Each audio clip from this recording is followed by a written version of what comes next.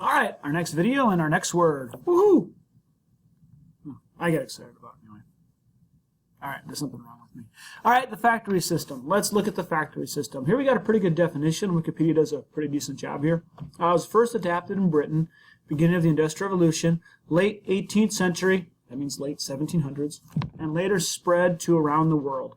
The main characteristic of the factory system is the use of machinery, originally powered by water or by steam power that came from coal.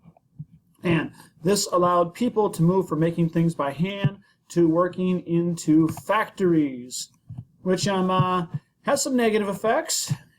Kind of hard working in a factory like this all day, long hours. A lot of times kids were used. Also has some positive effects. More goods are produced. Many people don't like to talk about the fact that life expectancy actually starts going up after the Industrial Revolution because people have more goods to use. So while there are some negatives in historical significance, there are some positives as well. One other negative, definitely, you can see from here, it does lead to quite a bit more pollution. All right. Also historical significance, it will lead to a higher population in the world with more goods being produced for people. This is the factory system. One more thing I forgot to mention. Everyone's given a specific job that they do over and over and over again. So it can make work kind of repetitive, a little boring. It's still hard. Let's move on to our next word. Division of labor. It's a pretty good definition there. All right, we got the assignment of different parts of manufacturing process or task to different people to make it more efficient.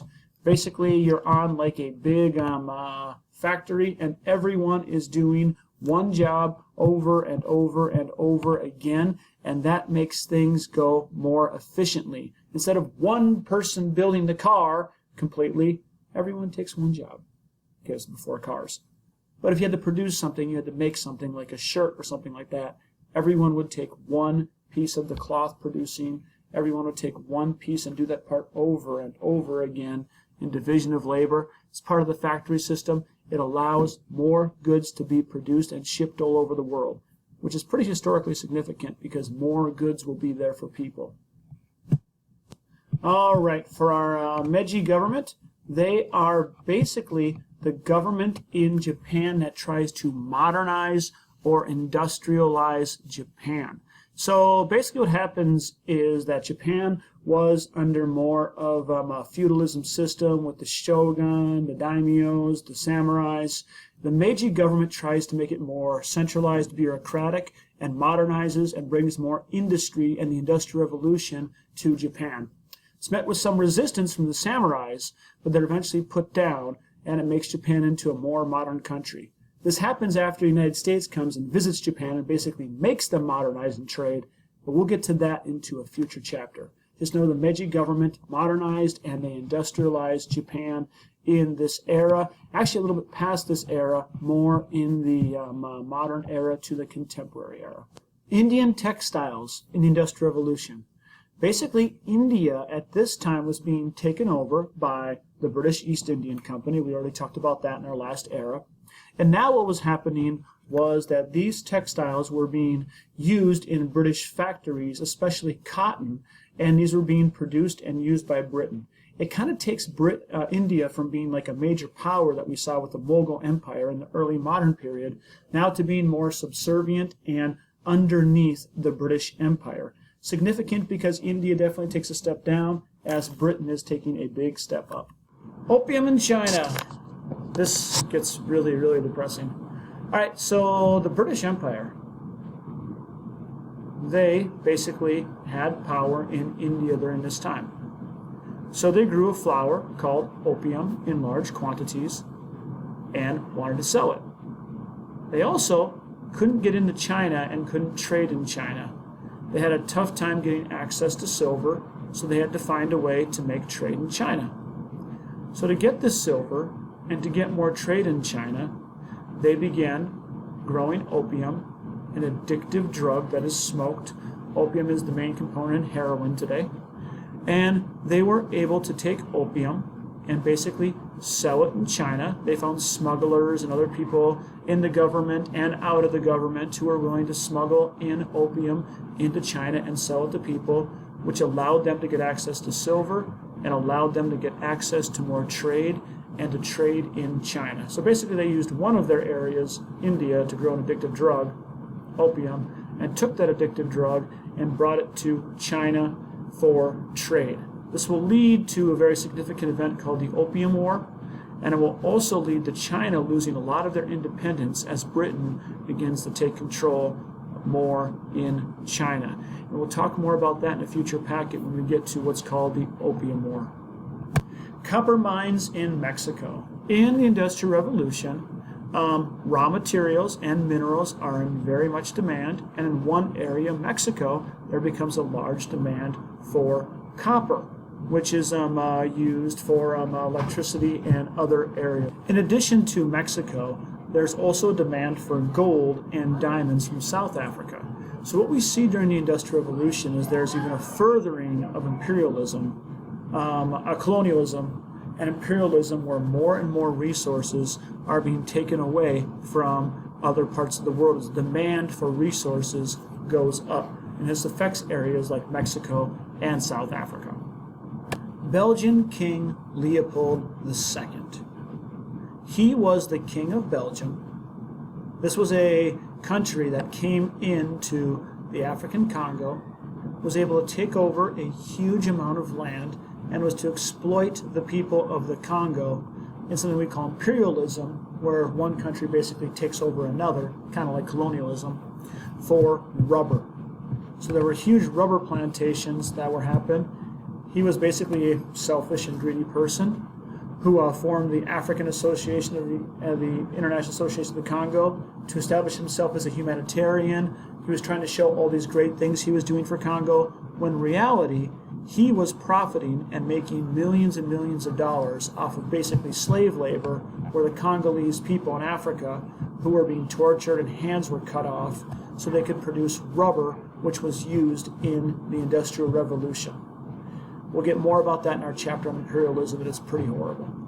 Rubber was a material that was sought after. It was used in many of the machines of the Industrial Revolution, and much of this rubber came from Congo, and much of it came at virtual slave labor of people who were basically forced to get rubber from the trees in the Congo at will, at forced labor, in chains. Hands were cut off if they weren't doing it fast enough, and it was used for tires and other rubber goods that were used in the factories of the Industrial Revolution, virtually at slave labor for the African people of the Congo. And this is run by Belgium and King Leopold I. We'll get to our next word, that's the Belgian Free State. The Belgian Free State was basically considered the land of the Congo that Belgium had control of. King Leopold II said it was humanitarian. He was helping civilize and advance the people and educate the people of the Congo. It was a complete lie. It was, again, forced labor, using to get rubber and other materials for the country of Belgium to make a profit, and these materials were used in the Industrial Revolution. So many of the tires that were made, many of the goods, the rubber that was used in the machines of the Industrial Revolution, basically came from slave labor that was from the Congo. Our next words are palm oil, rubber, cotton, sugar in the Industrial Revolution. These were all goods and materials that were taken from West Africa, the Americas, India, the Caribbean. These were raw materials that were sought after to be used for finished products in the Industrial Revolution. It's significant because during the Industrial Revolution, places in Europe, America, and even Japan needed to have raw materials to keep the Industrial Revolution going. So they were willing to go out to other places, and in many places use basically slave labor to get the raw materials they needed to keep the Industrial Revolution going. All right, our next word is vulcanized rubber. Vulcanized rubber was a process that made rubber more usable. Basically, they had rubber made before vulcanized rubber, but the rubber would melt in hot temperatures. It would come apart. It wasn't very useful. Vulcanized rubber was discovered by Charles Goodyear. And you think tires, Goodyear tires, rubber. It was discovered by Charles Goodyear, and it was a way to make rubber more durable and that it could last longer. And then rubber was heavily used in transportation, think tires, for example, also used in railroads and in other machines in the Industrial Revolution. Very historically significant because it will advance transportation. Think of everything that's made with rubber. It's just there's countless things that are made with rubber today. And also, it leads to a lot of slave labor in the Congo because of how they got rubber during the time period of the Industrial Revolution. The cotton gin. This was an invention by Eli Whitney, and the purpose of the invention was to pick seeds out of cotton.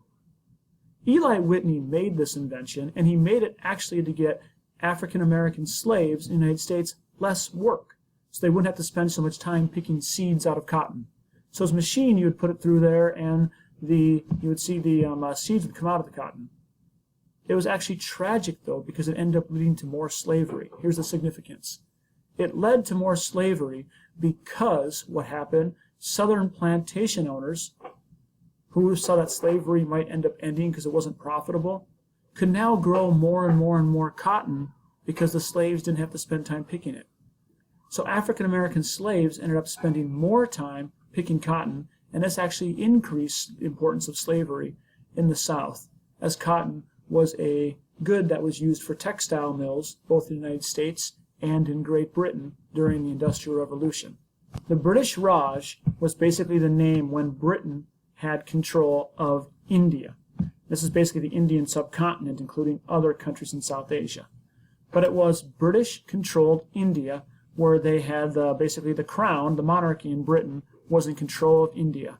At first, India was pretty much taken over by the British East Indian Company, and later the British government came in and took control and had control of India during most of the modern era and even into the contemporary era, where eventually India and other countries on the Indian subcontinent like Pakistan get their independence. The British East Indian Company. This company was a private company that basically had a military too, and went into India, established trade routes, and got a lot of tea and other goods from India, and ended up taking over pretty much the entire government of India until the British Raj came in and took over. Significant for making a huge profit as a private company. It was a joint stock company, and showing how much power a joint stock company could have. Also significant because they were kind of what led to Britain taking over India. So they were a private company that the British government later backed, and eventually the British government took over India after the British East Indian Company originally had control over it. That's all we got. Good luck on your vocab test. You guys are always doing an awesome job, so keep up the great work.